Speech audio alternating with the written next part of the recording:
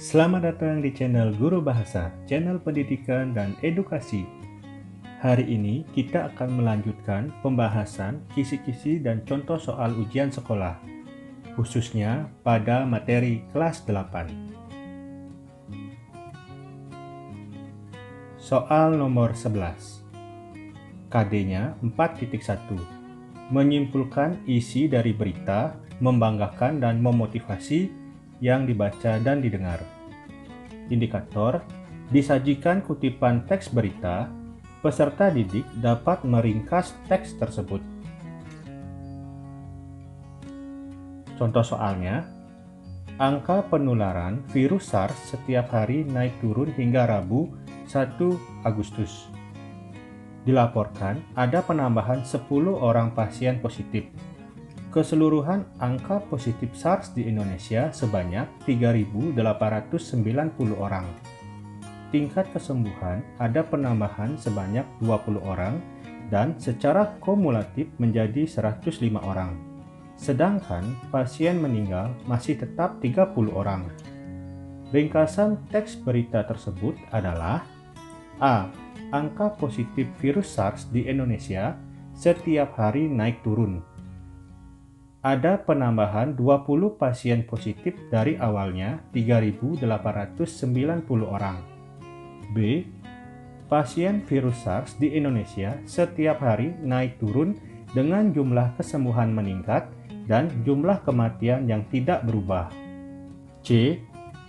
Pasien sembuh virus SARS di Indonesia mengalami penambahan sebanyak 20 orang dari awalnya 105 orang. D. Angka positif virus SARS di Indonesia mengalami naik turun pada Rabu 1 Agustus. Dari awalnya 3.870 orang meningkat menjadi 3.890 karena ada penambahan 20 pasien. Hal yang perlu diperhatikan ketika menjawab soal mengenai ringkasan adalah jawaban harus sesuai dengan teks yang disajikan. Dalam teks berita, ringkasan bisa dilihat dari unsur 5W plus 1H. Yang pertama, angka positif virus SARS di Indonesia setiap hari naik turun. Sesuai dengan teks. Ada penambahan 20 pasien positif dari awalnya 3.890 orang.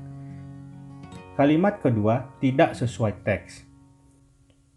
Pada teks dinyatakan bahwa secara keseluruhan angka positif SARS di Indonesia sebanyak 3.890 orang. Sedangkan pada pilihan yang A dinyatakan bahwa ada penambahan 20 pasien positif dari awalnya 3.890 orang. Tentu pernyataannya tidak sesuai. Yang B, pasien virus SARS di Indonesia setiap hari naik turun dengan jumlah kesembuhan meningkat dan jumlah kematian yang tidak berubah. Kita lihat pada teks, keseluruhan angka positif SARS di Indonesia sebanyak 3.890 orang. Tingkat kesembuhan ada penambahan sebanyak 20 orang. Sedangkan pasien meninggal masih tetap 30 orang. Dengan demikian, jawaban yang mungkin adalah yang B. Kita lihat yang C. Pasien sembuh virus SARS di Indonesia mengalami penambahan sebanyak 20 orang dari awalnya 105 orang. Dilihat pada teks, tingkat kesembuhan ada penambahan sebanyak 20 orang dan secara kumulatif menjadi 105 orang, sehingga pernyataan yang C tidak tepat. Yang D, angka positif virus SARS di Indonesia mengalami naik turun pada Rabu 1 Agustus. Dari awalnya 3.870 orang meningkat menjadi 3.890 orang karena ada penambahan 20 pasien. Angka 3.870 orang tidak ada pada teks, sehingga yang D juga jawabannya kurang tepat. Jawaban yang tepat adalah B. Soal nomor 12. KD-nya 4.3.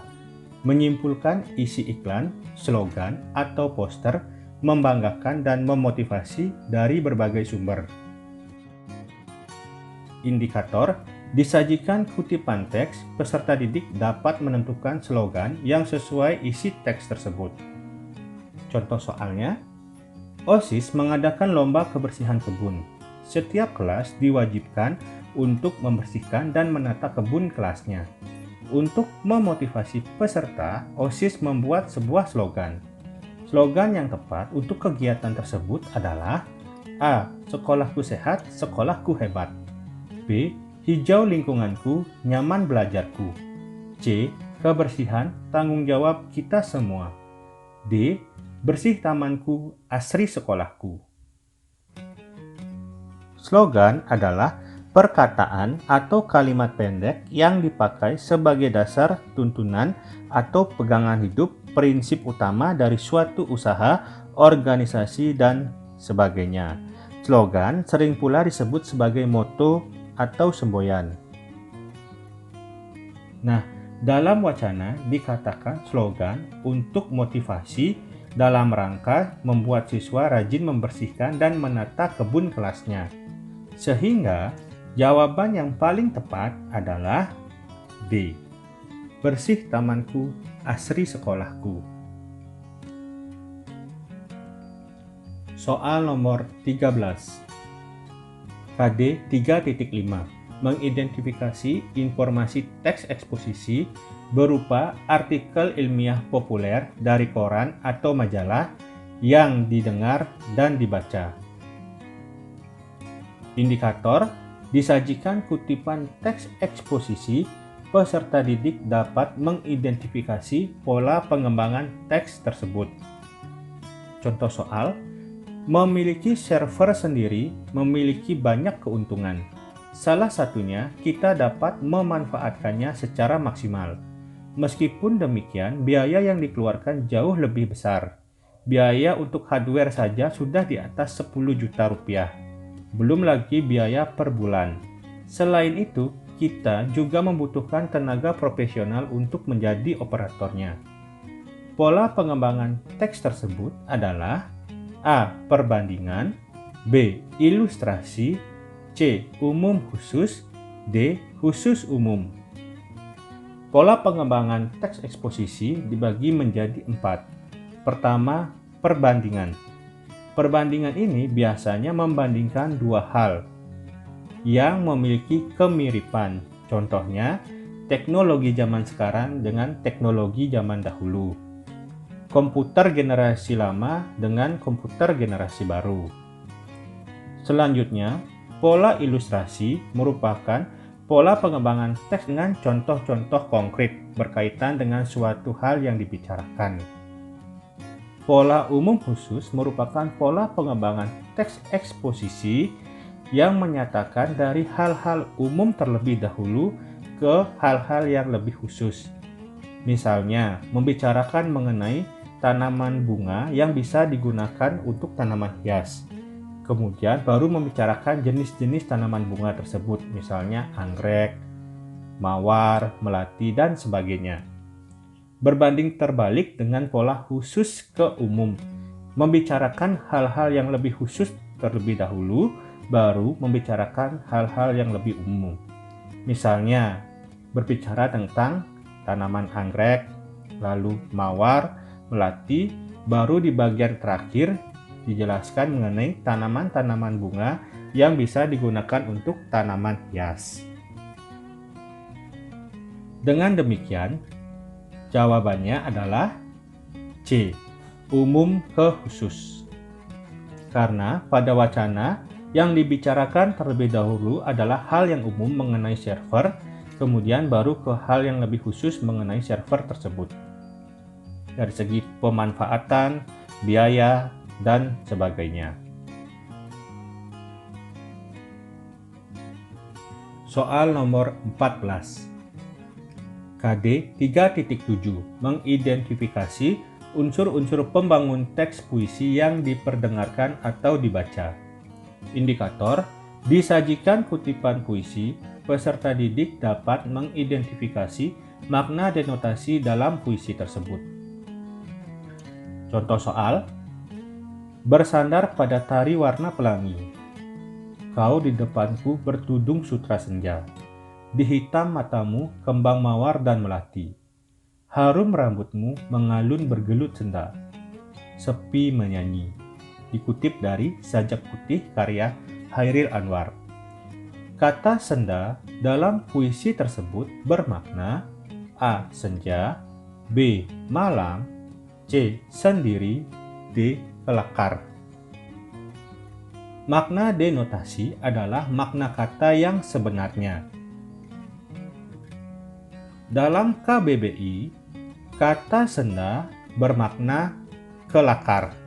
Kelakar sendiri dapat diartikan sebagai gurauan atau candaan.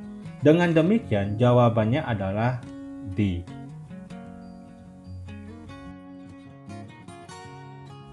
Soal nomor 15. KD 3.9 mengidentifikasi informasi dari teks eksplanasi berupa paparan kejadian suatu fenomena alam yang diperdengarkan atau dibaca.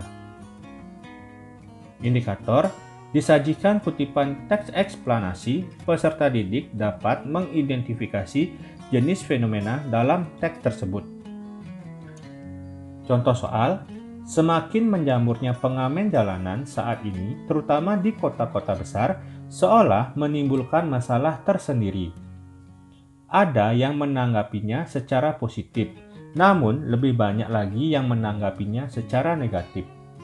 Pengamen jalanan adalah penari, penyanyi, atau pemain musik yang mengadakan pertunjukan di jalanan. Pengamen jalanan lekat dengan simbol anak jalanan yang digambarkan kriminal. Buruknya pandangan masyarakat terhadap pengamen jalanan menimbulkan problema tersendiri. Jenis fenomena dalam paragraf tersebut adalah A. Budaya, B. Adat, C. Sosial, D. Ekonomi. Jenis fenomena yang terdapat dalam teks eksplanasi dapat dibagi menjadi dua. Yang pertama ada fenomena alam, dan yang kedua fenomena sosial. Fenomena alam berkaitan dengan kejadian-kejadian atau peristiwa alam, seperti gunung meletus, gempa bumi, banjir, pelangi, dan sebagainya. Yang kedua adalah tema sosial, berkaitan dengan masalah-masalah sosial.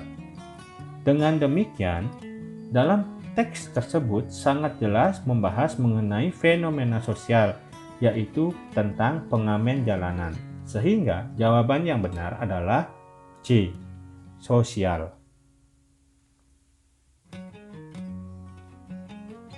Soal nomor 16. KD 3.12 menelaah struktur dan kebahasaan teks ulasan, film, cerpen, puisi, novel, karya seni daerah yang diperdengarkan dan dibaca. Indikator, disajikan kutipan teks ulasan, peserta didik dapat menelaah struktur teks tersebut. Contoh soal, di Lestari cukup cerdik menyulap cerita. Banyak karakter yang hampir terlalu bagus untuk menjadi kenyataan, dan hanya karakter insidental yang benar-benar tidak menyenangkan atau jahat. Karakter Kinan menjadi idaman di kelasnya ketika dia mulai kuliah, dan karakter Kugi dengan cepat menikmati kesuksesan besar ketika dia mendapatkan pekerjaan. Nyata adalah yang paling menarik. Di Lestari mengelola untuk memfokuskan novelnya pada personal dan artistik sehingga rincian banyak karakternya tidak terlewatkan. Struktur teks ulasan tersebut adalah A. Orientasi, B. Analisis, C. Evaluasi, D. Rekomendasi. Struktur teks ulasan dapat dibagi menjadi 5. Yang pertama adalah identitas karya. Identitas karya dapat mencakup judul, pengarang, penerbit, tahun terbit, dan sebagainya. Yang kedua adalah orientasi. Orientasi merupakan bagian pembuka yang berisi latar belakang pengarang ataupun latar belakang karya atau buku yang diulas. Yang ketiga adalah sinopsis. Sinopsis berupa ringkasan yang menggambarkan pemahaman penulis terhadap isi buku, atau dalam karya sastra biasanya isi karya sastra tersebut. Yang keempat ada analisis. Analisis adalah paparan tentang keberadaan unsur-unsur cerita. Nah, unsur-unsur cerita yang dimaksud adalah unsur intrinsik maupun unsur ekstrinsik. Di bagian analisis hanya disebutkan saja unsur-unsurnya. Berikutnya adalah evaluasi. Evaluasi merupakan paparan tentang kelebihan atau kekurangan dari suatu buku maupun suatu karya. Nah, untuk rekomendasi dalam teks ulasan boleh ada, boleh tidak. Rekomendasi merupakan ajakan untuk membaca, mendengarkan, atau menonton suatu karya. Berkaitan dengan wacana tersebut, struktur teks ulasannya adalah evaluasi. Karena dalam teks ulasan tersebut diceritakan mengenai kelebihan dan kekurangan dari karya D. Lestari. Soal nomor 17. KD 3.14 menelaah struktur dan kebahasaan teks persuasi yang berupa saran, ajakan, dan pertimbangan tentang berbagai permasalahan aktual, lingkungan hidup, kondisi sosial, dan/atau keragaman budaya, dan lain-lain dari berbagai sumber yang didengar dan dibaca. Indikator: peserta didik dapat menelaah pernyataan persuasi yang mengandung makna tersirat. Kalimat di bawah ini yang mengandung pernyataan persuasi secara tersirat adalah: A. Membayar pajak dapat membuat segala sektor pembangunan dapat berjalan dengan lebih baik. B. Persaingan di dunia kerja semakin ketat. Sistem ketenagakerjaan menuntut sumber daya dengan lulusan dan prestasi terbaik. C. Prestasi akademik tentu baik, namun dalam dunia kerja, prestasi tidak dibatasi hanya dari nilai rapot saja. D. Ayo lestarikan literasi Indonesia. Kita masih membutuhkan banyak buku fisik. Buku menjadi penunjang utama dalam proses belajar mengajar. Hal yang perlu diperhatikan adalah persuasi bertujuan untuk memengaruhi pembaca. Secara tersirat berarti persuasi tersebut tidak dituliskan secara langsung dalam kalimat. Kita lihat yang B. Persaingan di dunia kerja semakin ketat. Sistem ketenagakerjaan menuntut sumber daya dengan lulusan dan prestasi terbaik. Tentu di sana persuasinya ditulis dengan cara tersurat karena disampaikan apa yang menjadi persaingan dalam dunia kerja dan tuntutannya. Yang C, prestasi akademik tentu baik, namun dalam dunia kerja prestasi tidak dibatasi hanya dari nilai dalam rapot saja, juga secara tersurat. D, ayo lestarikan literasi Indonesia. Kata ayo merupakan kata persuasi secara tersurat. Jadi, jawaban yang tepat adalah A. Membayar pajak dapat membuat segala sektor pembangunan dapat berjalan dengan lebih baik. Dengan kata lain, persuasi ini secara tersirat yakni mengajak seluruh orang untuk wajib dan taat dalam membayar pajak. Soal nomor 18. KD 3.15 mengidentifikasi unsur-unsur drama tradisional dan modern yang disajikan dalam bentuk pentas atau naskah. Indikator: peserta didik dapat mengidentifikasi tokoh dan perannya dalam pementasan drama. Contoh soalnya, pernyataan di bawah ini yang sesuai tentang tokoh dan perannya dalam pementasan drama adalah: A. Tokoh berkembang adalah tokoh yang mengalami perkembangan nasib selama pementasan. B. Tokoh pembantu adalah tokoh yang menjadi sentral cerita dalam pementasan drama. C. Tokoh serba bisa adalah tokoh yang dapat berperan sebagai tokoh lain, namun tidak mengalami perubahan karakter. D. Tokoh statis adalah tokoh yang mengalami perubahan karakter di awal hingga akhir pementasan drama. Tokoh menjadi salah satu unsur intrinsik dalam drama. Dalam drama ada beberapa jenis tokoh. Tokoh berkembang adalah tokoh yang mengalami perkembangan nasib dan watak selama pertunjukan. Tokoh pembantu adalah tokoh yang dilibatkan atau dimunculkan untuk mendukung jalan cerita dan memiliki kaitan dengan tokoh utama, namun bukan menjadi sentral cerita atau pusat cerita. Tokoh serba bisa adalah tokoh yang dapat berperan sebagai tokoh lain. Misalnya, tokoh yang berperan sebagai seorang raja, tetapi juga dapat berperan sebagai seorang pengemis, sehingga mengalami perubahan karakter. Tokoh statis adalah tokoh yang tidak mengalami perubahan karakter dari awal hingga akhir pementasan dalam suatu drama. Sehingga jawaban yang tepat adalah A. Tokoh berkembang adalah tokoh yang mengalami perkembangan nasib selama pementasan. Soal nomor 19. KD 3.18 menelaah unsur buku fiksi dan non-fiksi yang dibaca. Indikator, disajikan kalimat rumpang, peserta didik dapat menelaah frasa yang tepat untuk mengisi bagian rumpang tersebut. Contoh soal, acara yang ... adalah mengenal alam untuk anak usia dini. Perilaku ... sungguh mengemaskan saat belajar menanam pohon. Orang tua sangat senang melihat tingkah laku anak-anaknya. Frasa yang tepat untuk melengkapi bagian rumpang tersebut adalah: frasa merupakan gabungan dua buah kata atau lebih yang menimbulkan makna baru dan bersifat non-predikatif.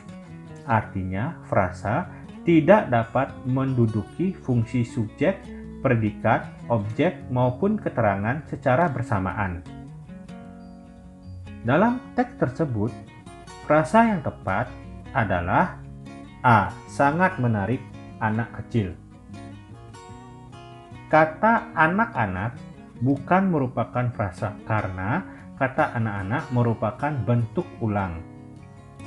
Sehingga kata anak-anak masih terhitung satu kata, bukan gabungan kata. Soal nomor 20. KD 4.18 menyajikan tanggapan buku fiksi dan non-fiksi yang dibaca secara lisan atau tertulis. Indikator, disajikan kutipan buku, peserta didik dapat menentukan hal yang menonjol dari pengungkapan daya tarik buku tersebut. Contoh, bahasa tubuh ikut memegang peranan. Gerakan nonverbal seperti mengangguk atau sikap tubuh yang agak condong ke depan menunjukkan bahwa kita tertarik pada apa yang disampaikan si pewawancara. Pastikan pula kita menjaga kontak mata dengan pewawancara karena kontak penting dalam proses komunikasi, termasuk dalam wawancara kerja. Hal yang menonjol dari pengungkapan daya tarik buku non-fiksi tersebut adalah A. Kelengkapan data buku, tentu kurang tepat karena tidak ada data buku yang ditunjukkan. Argumentasi penulis, pendapat dari penulis, kemungkinan saja benar. Yang C, bahasa dan ilustrasi. Dari segi bahasa bisa saja tepat, namun dari segi ilustrasi tidak ada ilustrasi yang disajikan atau disampaikan, misalnya gambar, tata letak, cover, dan sebagainya. Kemudian D, analisis dan evaluasi. Tidak ada analisis dan tidak ada kelebihan kekurangan yang disampaikan. Sehingga jawaban yang paling tepat adalah B. Argumentasi penulis atau pendapat dari penulis. Terima kasih telah menyaksikan video ini. Jangan lupa like, komen, dan share agar video ini dapat bermanfaat untuk kita semua.